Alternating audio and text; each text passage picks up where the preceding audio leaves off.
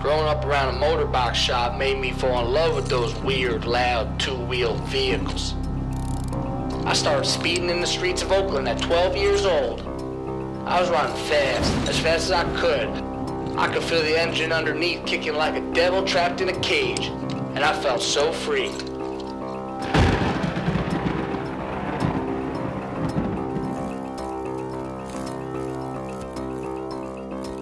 When I was 15, my dad finally took me racing in Sacramento. I was the only kid among a bunch of older, stinky riders.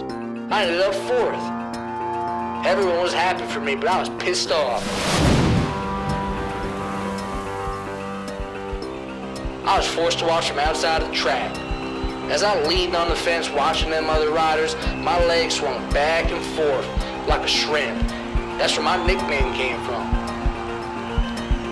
It was in 1920 when Indian asked me to be a part of their official racing team. Everything was perfect. The sound of the motorbike, the crowd cheering me. I was fast. Always riding as fast as I could, and I felt free. But then, that 14th of August in Toledo, everything changed. It was all over for me. Until now.